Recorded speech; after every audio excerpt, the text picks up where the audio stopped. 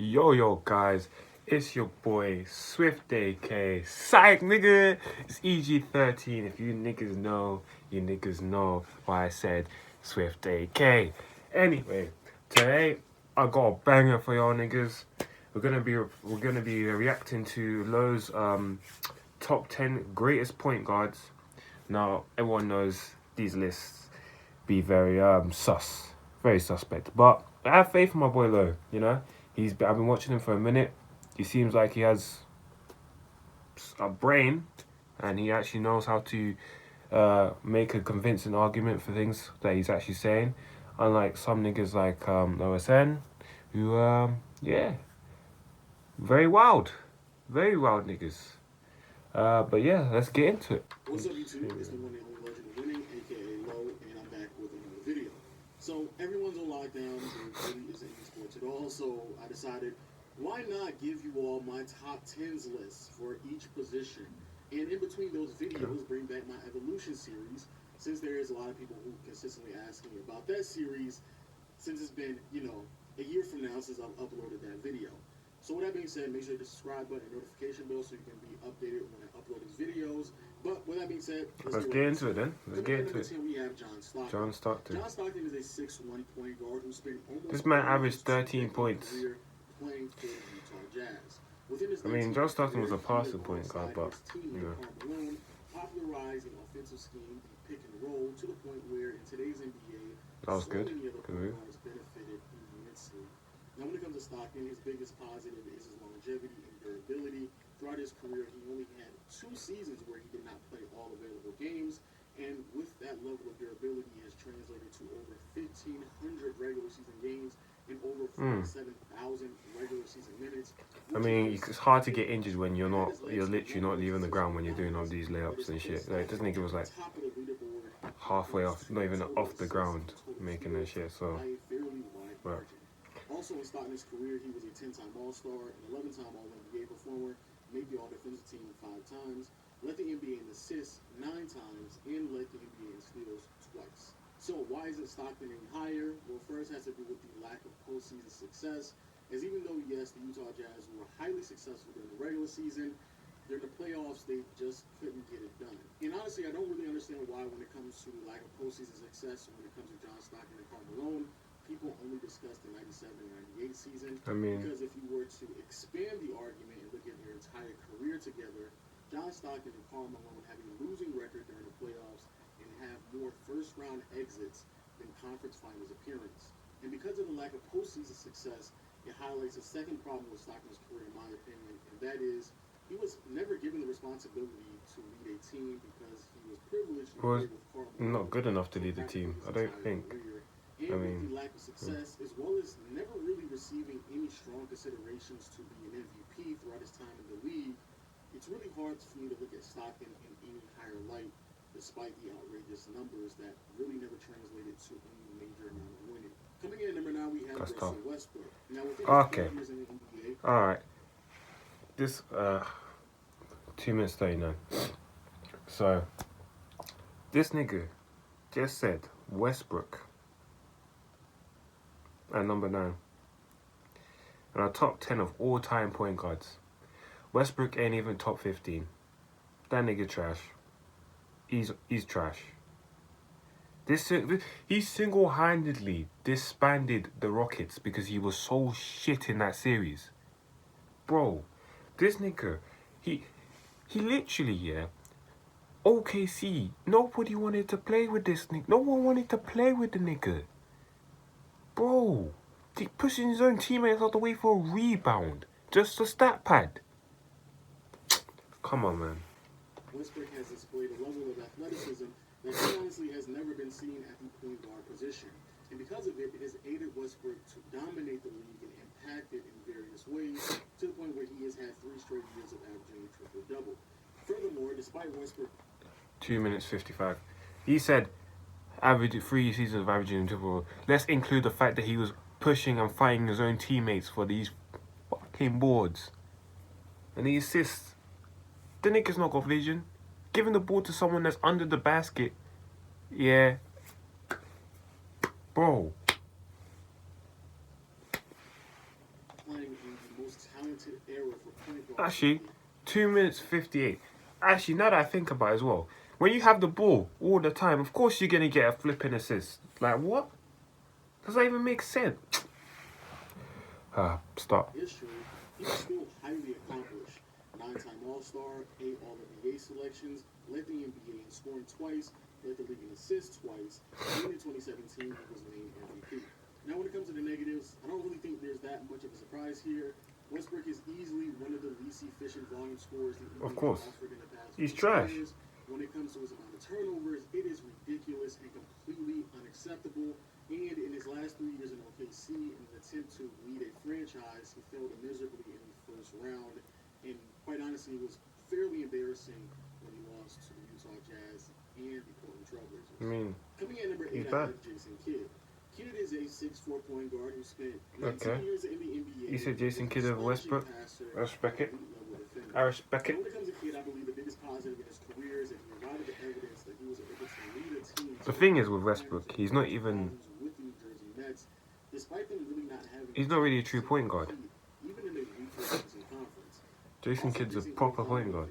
Passer, but also a really good rebounder for his height and his position, which I think a lot of people How tall was he? give him credit for, as he was able to impact the game in more ways than your stereotypical point guard. Got some nice passes. But in my opinion, the most overlooked factor in Jason Kidd's career is how versatile he was as a player. Jason Kidd was far from a one-trick pony and could be extremely impactful and successful Where? in various How was he different versatile? environments. If you wanted him to stay at the top of the key, run pick and rolls, Okay. he could do that. If you wanted a fast-paced offense, he could do that as well. If your team was more defensive-oriented, he also could do that. And if you needed him to be more of an off guard, he excelled in that aspect as well. Which, in my opinion, is a huge reason why he won in 2011, thanks to his versatility. And at the end of his career, Jason Kidd finished as a 10-time All-Star, a 6-time All-NBA performer. I mean, he did not average 9 times, which is really impressive for a perimeter many player. points. And also led the NBA That's one thing I'm noticing. A lot of these point guards aren't scoring that much. Negatives for Jason Kidd, he obviously struggled when it came down to scoring. Well, the last, apart from Westbrook, obviously, So much so early in his career. that nigga shot 52 billion shots a game.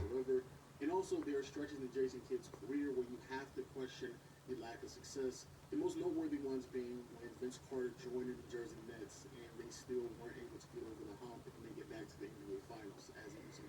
Coming in at number 7, he has Steve Nash, and I don't know why people thought I wasn't going to have Nash on this list.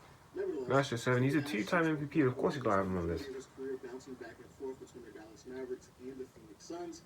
However, as we all know, most of his impactful years were playing with Phoenix in that 7 seconds or less offense, coached by D'Antoni during the mid-2000s. And to be fair to Steve Nash, that impact has clearly translated into today's NBA and with today's Nash is cold. Nash was an amazing shooter and extremely efficient from the field, as he has 2 seasons of a 50-90 He cold, bro. split. That nigga which cold. rarely happens in NBA history.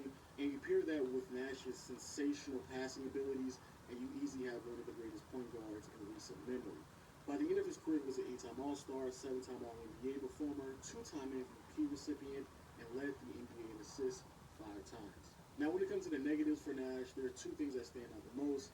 Defensively, he was a liability for a huge portion of his career. He was, yeah. But more importantly, the one thing that I consistently harp on when it comes to Nash and his career is his inability to win a championship, despite him playing alongside some all-time greats and very talented teams. I mean, they just didn't show I up. still believe people underestimate how talented those Phoenix Suns teams were and how unacceptable it is for them to never have won a championship or even make an NBA Finals appearance. Next up, we have Chris Paul, and to be completely honest with you all, from Chris Paul to Russell Westbrook over Nash was extremely difficult for me. However, CP3, 6-foot point guard who has played for the Hornets, Clippers, Rockets, and now the Oklahoma City Thunder, has a very controversial career. When it comes to CP3 as an individual, he has everything that you would want out of a player, let alone a point guard. Yeah. He's a great passer, very respectable assist numbers with a very low turnover rate. Furthermore, defensively is what really separates CP3 from a lot of players on this list. Also, when it comes to scoring, Chris Paul has the perfect mixture of scoring and passing, and he's extremely efficient. He does. I wouldn't disagree with that.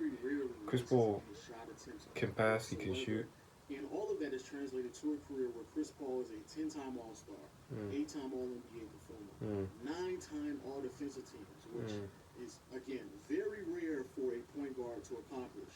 Led the NBA in assists 4 times and led the NBA in steals 6 times.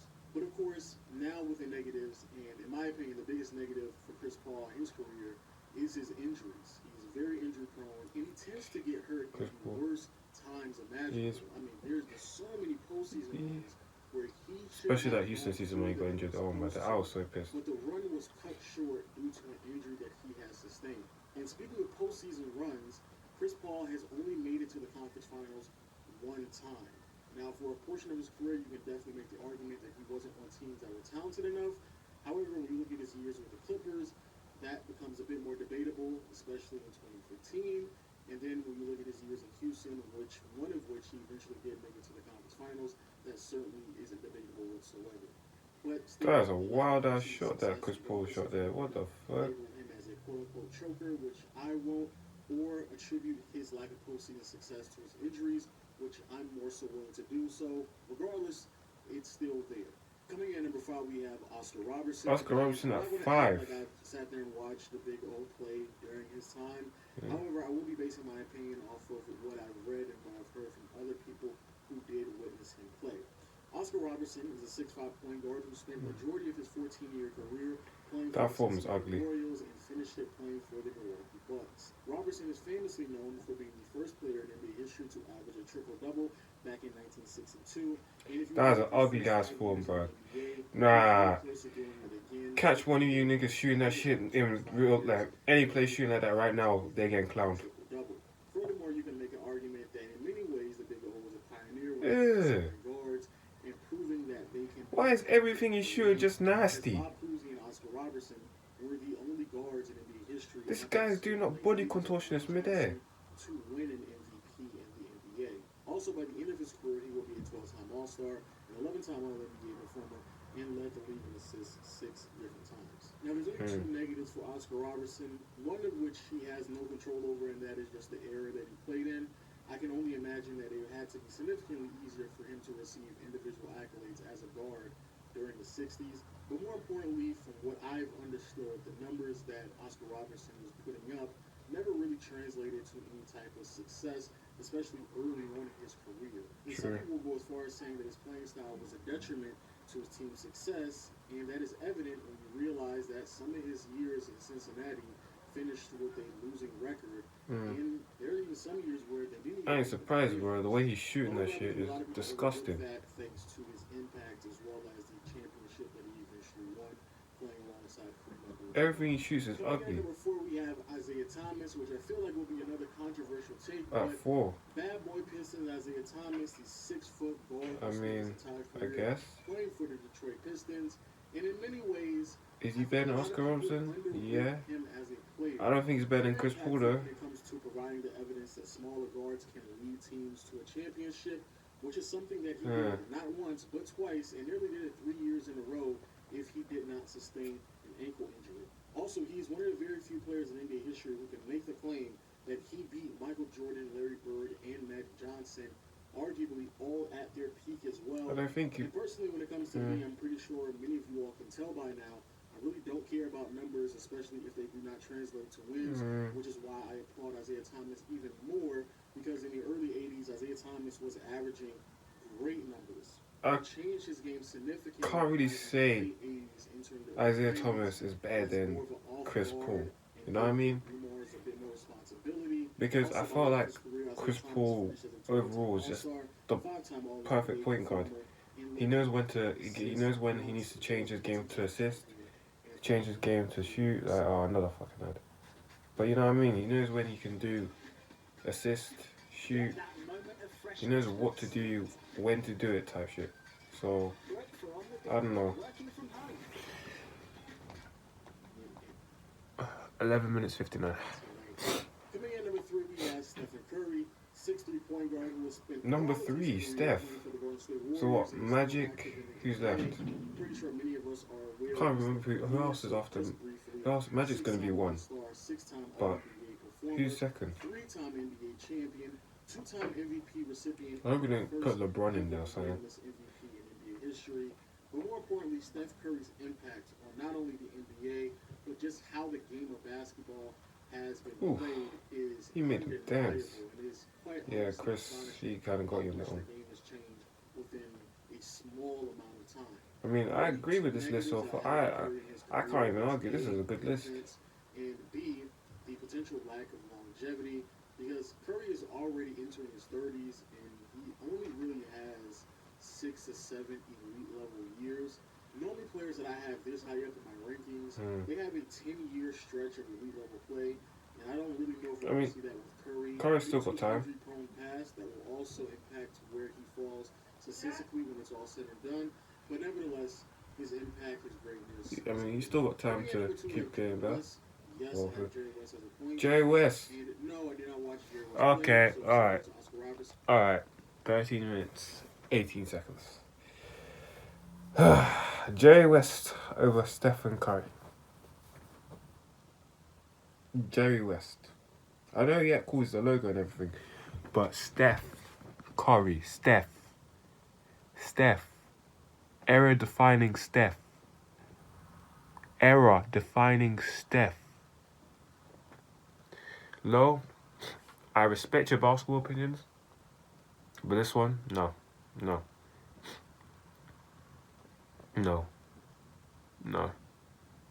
I'm sorry, no. Jerry West. I listen to what you have to say, but. Basing this heavily off of what I've been told and what other people have claimed about. So he's basing it off what he's been told, right? But when it comes to Jerry West, 6'2" point guard who spent his entire career playing for the Los Angeles Lakers, who put up remarkable numbers, and quite frankly, I think he is grossly underrated when it comes to the type of impact he had as a small guard in an era and in the league. What impact? Quite frankly, was not built for him to succeed in many regards. Okay. Not only was he putting up great numbers, but also they did translate to a level of success that routinely positioned him to win a championship and put him in the finals, and eventually won a championship as well as a Finals MVP during the year that they actually ended up losing to the Boston Celtics. He looks just so stiff on the court. Then when it comes to individual awards, again, they're all there. All-Star appearances, All-NBA selections, and also all defensive teams as well. But very similar to Oscar Robertson, the biggest knock that I have for Jerry West is the area that he played in, and unfortunately, he does not have any control over that whatsoever. But more importantly, the only reason why I have Jerry West over Steph Curry is just because Curry has not played long enough, in my opinion. Okay, then. He pieces together. Fair enough. You say Curry ain't played long enough. I mean, in elite level years, I have no problem at all putting Steph Curry over Jerry West, even if that means he doesn't win another championship.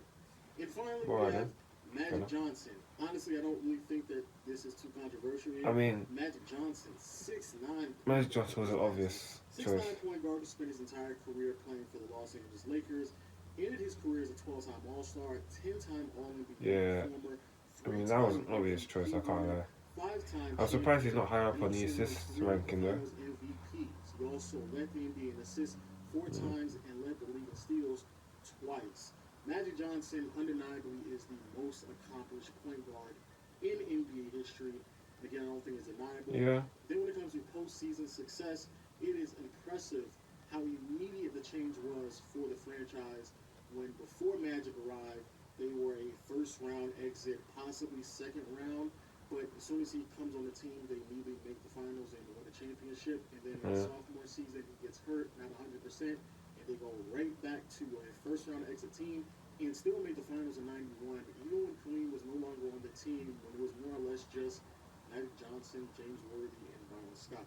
Now, finally, that's my list. Please let me know what you think about it in the comment section below. But please don't forget, hit the subscribe button, almost at 200K, and notification bell for all my podcast listeners out there. Y'all know, Nutty Gang. I mean, yeah, this was a good list. Until next time, I'll see you all later.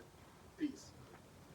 Well, that was a good list. I will say, obviously, you explained your reason for Jerry West, but I'd probably still say Stephen Curry should just be above Jerry West anyway, because he's like, right now, this is another elite year for him. You know what I mean? He said he's only had seven or 6 good elite years. Well, this will be his 8th elite year. You know what I mean? So I think you should have just put him over him. To be honest, I think Chris Paul probably should be higher.